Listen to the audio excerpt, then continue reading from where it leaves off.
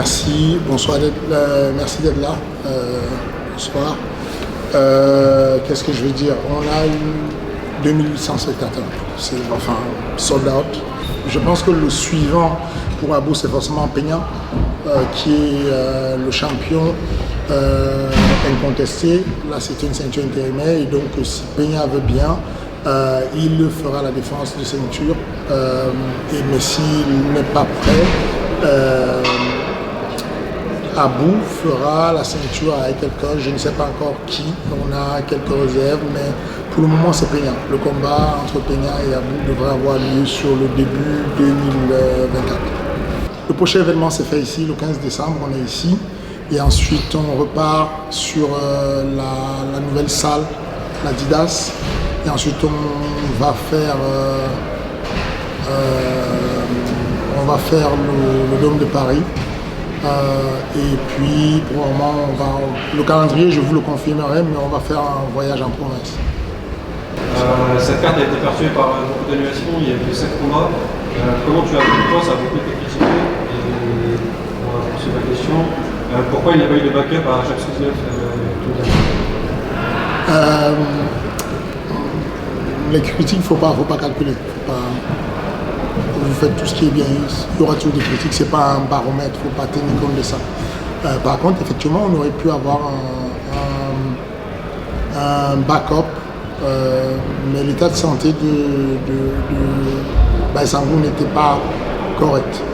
Baïsangou, il est dur au mal, et il est tombé dans les pommes 2 fois, et donc du coup, lui, il voulait combattre. Sa famille, moi, on a décidé qu'on ne le faisait pas combattre. Donc c'est l'essentiel, c'est le plus important. C'est la décision primordiale qu'il y a eu. Bien entendu, il y a eu à côté l'adversaire qui n'était pas assez d'accord. Il y a des gens qui ne voient pas encore, qui n'étaient pas assez d'accord sur le fait de combattre pour autre chose que la ceinture, parce qu'il est venu pour la ceinture. Mais la réalité est que si Baïsangou avait été en santé, on aurait certainement trouvé un autre adversaire pour lui. Chacun dans sa team doit prendre les bonnes décisions. S'il y a plusieurs fois la même personne qui n'arrive pas à faire le poids d'un KT, peut-être qu'il faut bouger. Là aujourd'hui, c'était un accident, c'était un dos d'âne sur son parcours à Baïsangou. Il a toujours fait le poids avec la même méthode et ça se passe très bien. Je pense qu'il y a de la métamorphose, son métabolisme change, il a 22 ans et à 22 ans, il y a encore des choses qui changent dans la morphologie. Et je pense que son morphotype a posé un problème et a surpris Nabil, son diététicien. Mais quoi qu'il en soit, moi je ne suis pas de ceux qui vont pointer du doigt ce qui n'a pas marché. Je vais pointer du doigt, je vais plutôt prendre une leçon en me disant, bon, on a appris quelque chose, on a compris que le petit jeune a changé de morphotype et que la quantité d'eau qu'il était capable de perdre dans le temps qui lui était donné, il ne réussit pas à le faire. On va adapter la prochaine fois et ils auront le temps de changer. Voilà comment je vois les choses. Mais vraiment à grosse échelle, je ne sais pas comment résoudre la problématique. Le ONE FC l'a essayé, ça a été un échec, ça ne marche pas. L'UFC monitore un peu, c'est compliqué. Donc c'est à chacun d'entre nous de juste prendre soin de nos athlètes et de penser à la santé d'abord. Je poursuis, Ibrahim Mamani a demandé des boutiques et prêt lui à faire un paquet. Est-ce que tu peux nous en dire plus sur Ibrahim Mamani?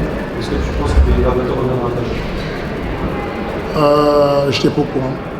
Sur Twitter, il a dit qu'il était prêt s'il y avait un éventuel paquet, qu'il n'était pas rentré dans le caméra. C'est génial, ça c'est génial, c'est bien. Mais sincèrement, je n'étais pas au courant. Ibra, tu as mon numéro de téléphone. Si tu passe-moi un texto et on y va. Et dernière question pour moi, qui me permet, on peut l'avoir sur la 18, c'est possible? C'est ce qui est prévu. Ce n'est pas encore signé, mais c'est prévu. On est quasiment à la finalisation des accords dessus, mais je suis quasiment sûr que sur Ares 18, le 15 décembre, ici même on aura Baki versus Kinyama. Sur 2024, on a une dizaine de dates, mais je ne peux pas annoncer les dates parce que j'ai besoin de quelques jours. Il faut qu'on finalise les signatures de contrat des salles. Ce serait très compliqué pour nous d'annoncer une date et avoir un souci. Je ne sais pas si vous vous rappelez, on a annoncé un événement l'année dernière en septembre sur la scène musicale et finalement on n'a pas pu le faire parce qu'on n'avait pas signé le contrat, donc on va éviter de faire ça. Mais voilà, on a une dizaine de dates parmi lesquelles il y a 2 dates qui seront en circuit fermé, où il n'y aura pas de spectateurs, juste pour la télévision. Il y aura 2 dates en 2024 qui seront fermées, qui seront entre guillemets considérées comme un Apex. C'est ça. Ok, d'accord. Est-ce que tu sais à peu près c'est sur quel mois? On vise avril et mai pour ces dates-là. Ce qui se passe sur Twitter, c'est autre chose. Vous voyez là, vous étiez là dans la salle, c'est notre vie. Twitter, on vous donne l'impression que ça va s'écrouler. Sur Twitter, vous avez eu combien de demandes de remboursement, de plaintes, de machin, parce que... Et là, Baki s'est baladé dans la salle, il n'y a pas eu une fois quelqu'un qui a dit bouh, quoi que ce soit, c'était clean. Twitter, c'est une autre vie, la réalité, c'est une autre vie. Et si j'ai un conseil à donner aux jeunes entrepreneurs, c'est de garder ça en tête, de vous dire que ce qu'on vous dit sur les réseaux, il faut que vous soyez capable de réitérer votre volonté à entreprendre et ne lâchez jamais l'affaire.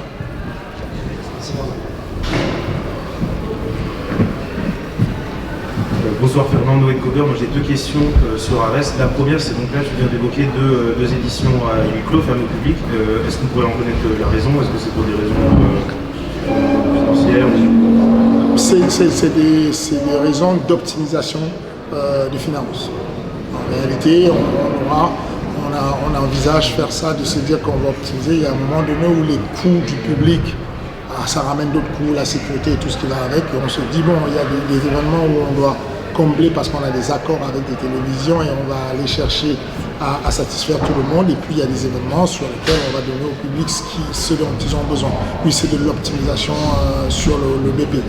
Et deuxième question sur Ares, c'est sur le roster, parce que cette année on a Damien qui est tombé pour dopage, Aminayu qui va peut-être pas recombattre, Taylor Lapus qui a l'UFC, Abdul qui est parti, Baki, on sait qu'il a exprimé ses envies d'ailleurs aussi en termes d'organisation. Donc on sent quand même qu'au niveau du star power, un peu, c'est des choses qui ont été bien faites parce que les gens sont bons, mais en même temps il faut renouveler.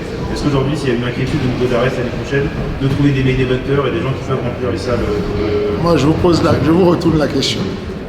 Est-ce que vous pensez que, après ce que vous avez vu en main event, vous avez besoin de d'autres stars encore? Quand vous avez des jeunes qui ont 3 combats, qui deviennent stars à cette puissance, vous ne voyez pas que ce qu'on a, il est là la star d'ailleurs, vous ne voyez pas que ce qu'on a finalement, c'est que ce n'est pas qu'on a des stars, c'est qu'on a une capacité à créer des stars. On a des jeunes qui arrivent, Abdul était déjà quelqu'un de super, un très bon combattant, qui était au Bref, grosse organisation, mais pas tant de monde le connaissait. Il arrive sur Ares, il fait quelques combats, mainstream. Tout le monde en parle et puis il peut faire son voyage. On focalise beaucoup sur les départs. On ne se rend pas compte que quand vous avez une pépinière et que vous avez un beau jardin, vous avez un beau terreau, quoi qu'il arrive, vous en aurez des stars. Ce qu'on sait faire, nous, c'est de donner la possibilité à ces jeunes de s'exposer et de devenir des stars. Et donc, on va le faire et refaire tant qu'il le faudra.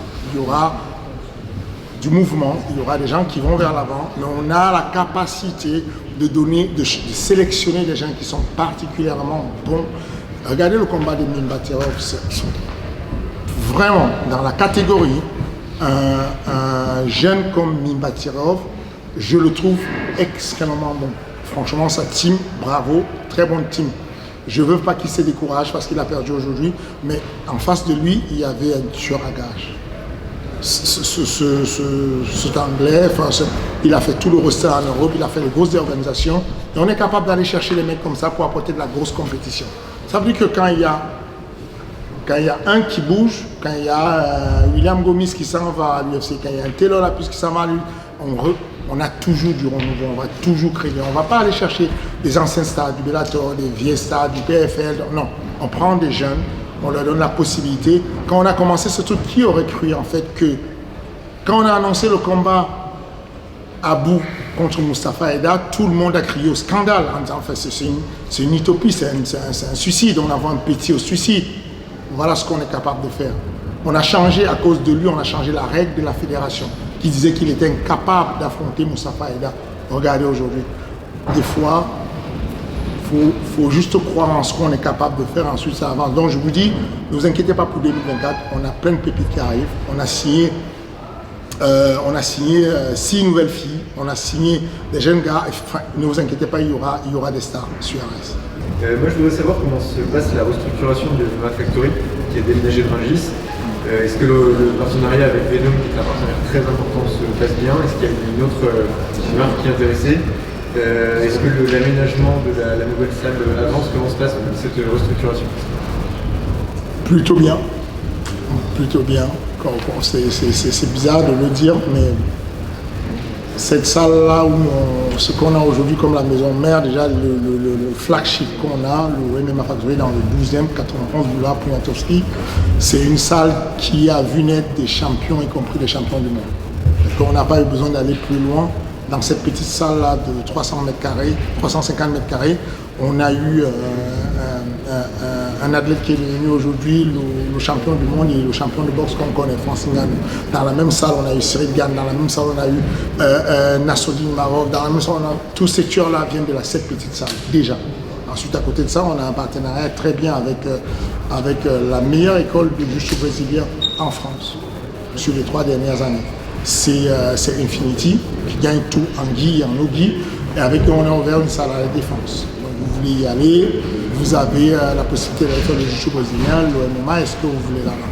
Et puis le partenariat avec Venom se porte très bien, puisque vous avez vu là, Venom, toujours sponsor de Ares, Venom, toujours sponsor de MMA Factory, Venom, toujours sponsor de Cyril Gane.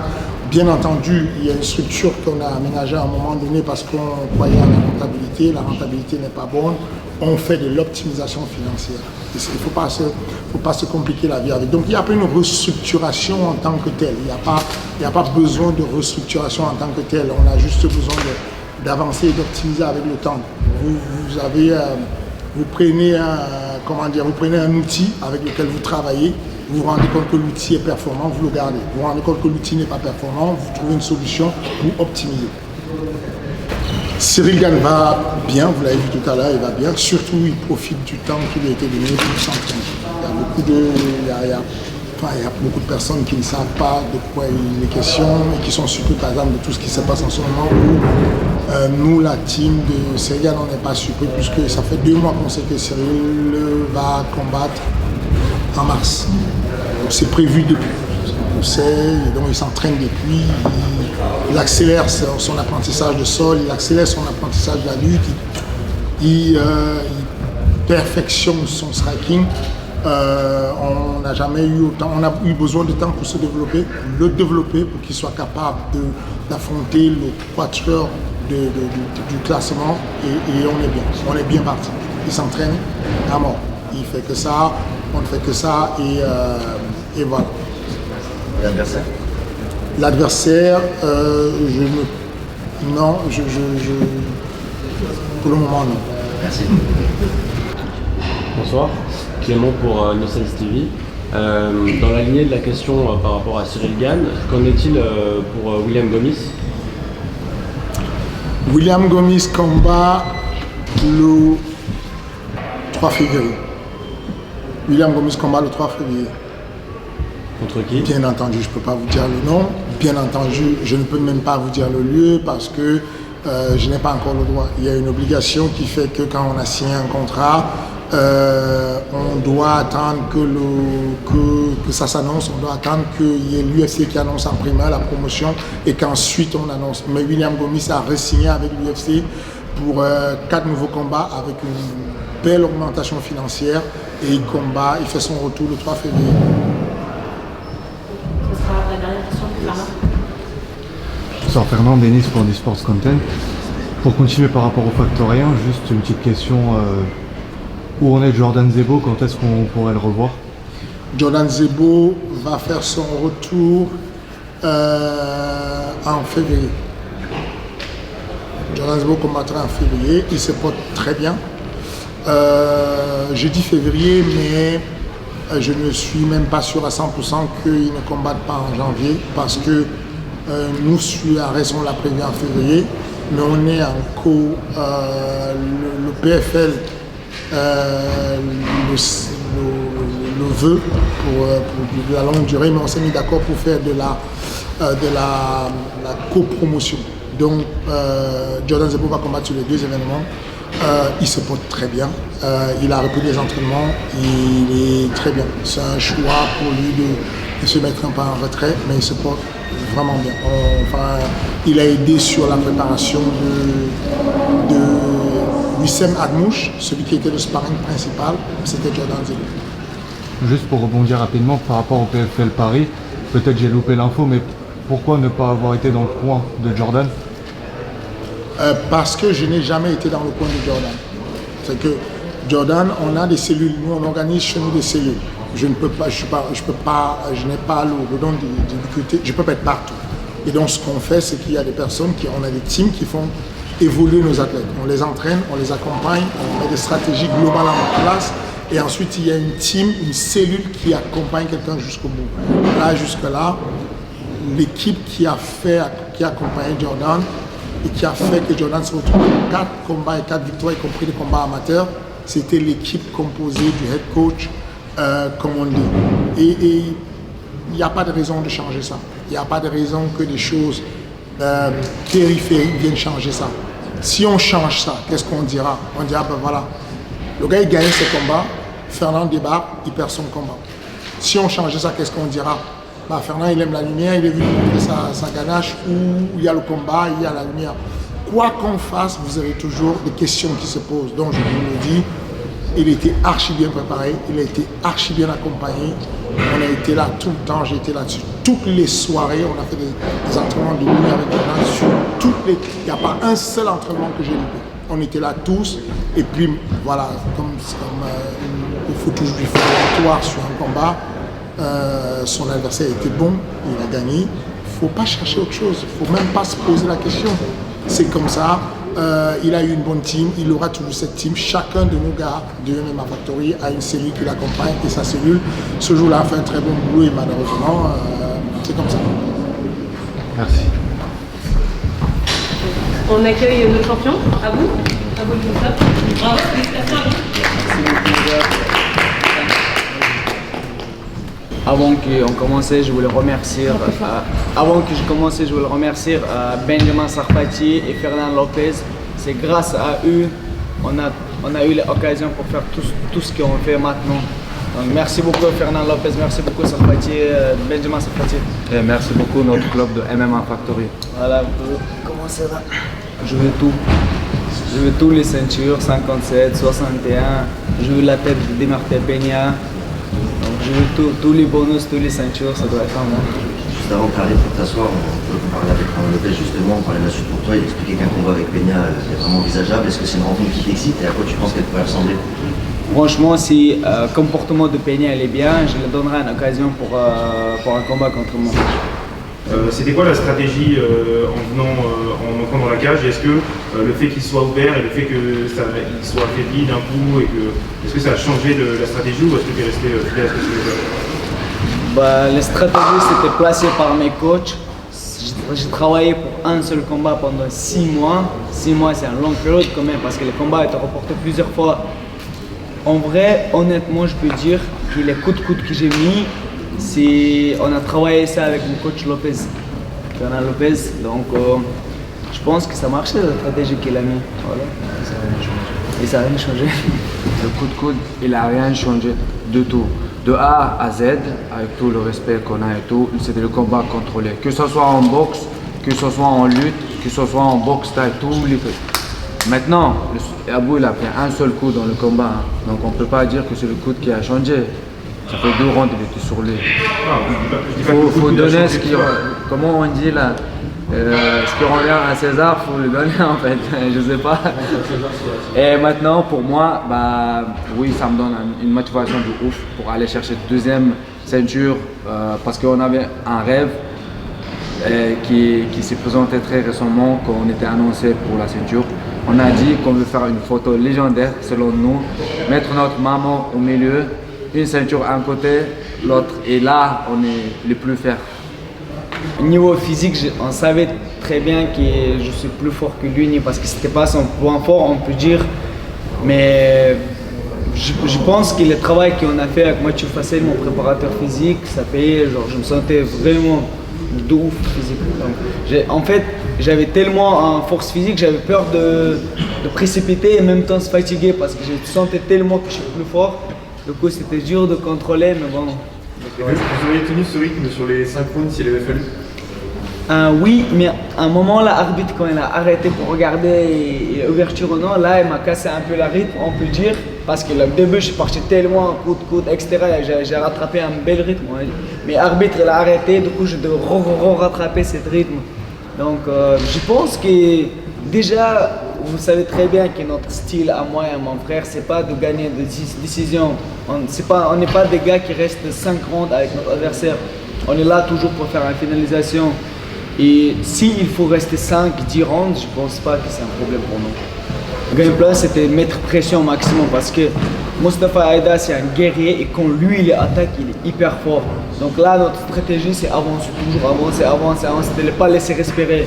Comme je t'ai dit, j'ai eu une période dure, 6 mois de préparation.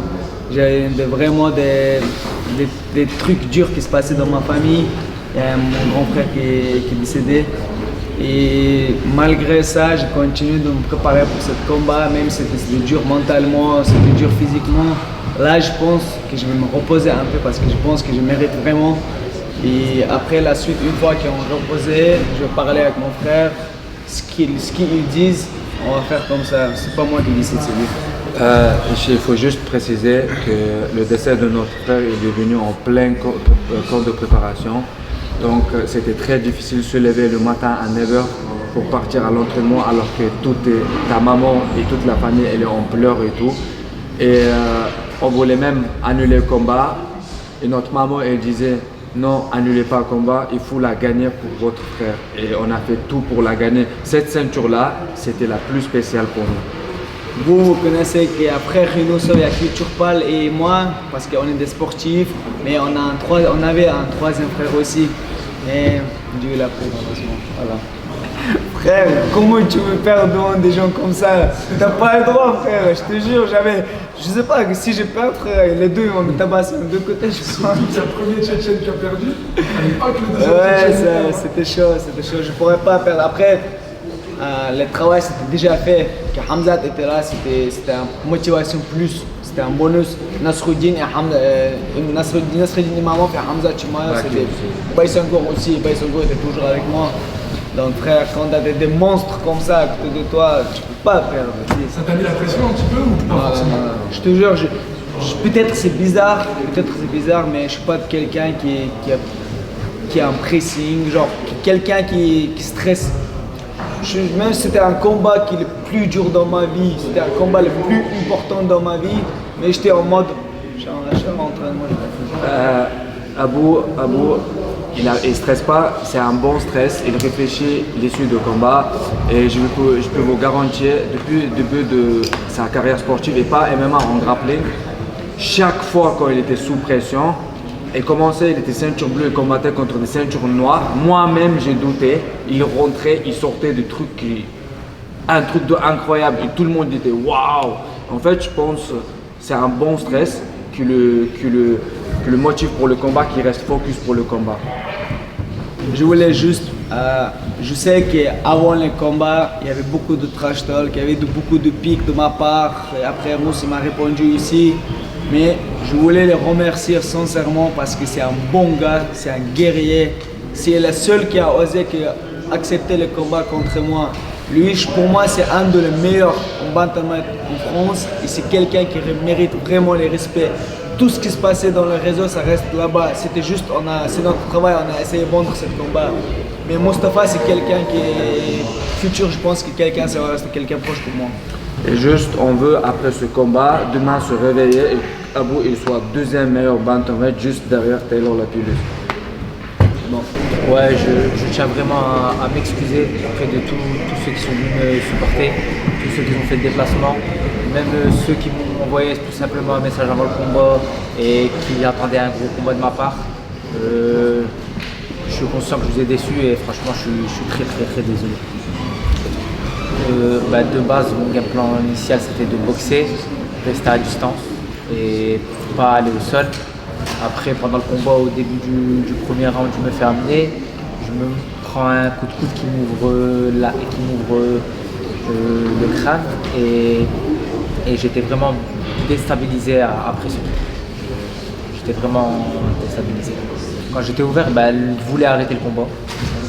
Après, j'ai un peu forcé, j'ai pas voulu arrêter. Et est-ce que tu arrivais bien à voir de ton œil malgré J'ai eu beaucoup de problèmes avec le sang qui coulait sur mon œil. J'avais du mal à voir. Et après, c'est tout ça. Donc pause, je vais me reposer le temps que mes blessures se guérissent. Et j'espère reprendre très vite malgré cette défaite.